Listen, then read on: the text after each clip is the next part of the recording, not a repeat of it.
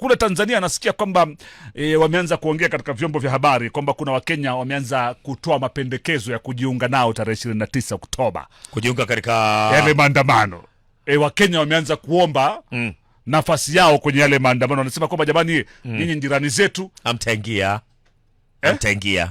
Wanataka kwenda maandamano Tanzania. Mtakabiliwa. Wanasema mtakabiliwa. Acha niwaambie tu Wakenya. Wakenya wanasema watakwenda maandamano Tanzania. Mtakabiliwa, na kama muamini muulizeni Boniface.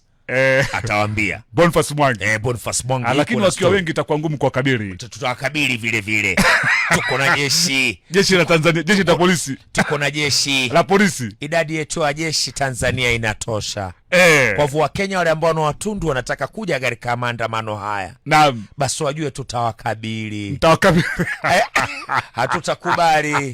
Hatutakubali watu kutoka nje kuja kuleta utovu wao wa nidhamu.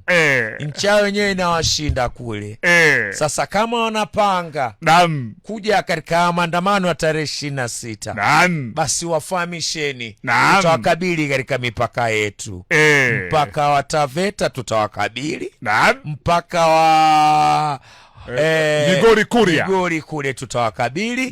Maanake hatutakubali lunga tutakubali utovu wa nidhamu. Na Namanga pia. Na Namanga pale watakabiliwa. Bakini Kenya. Bakini Kenya.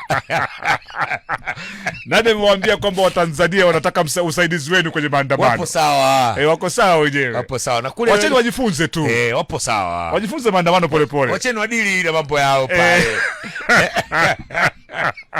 Jeshi la polisi linawasubiri kwa tarehe 29 Oktoba. Litawakabili.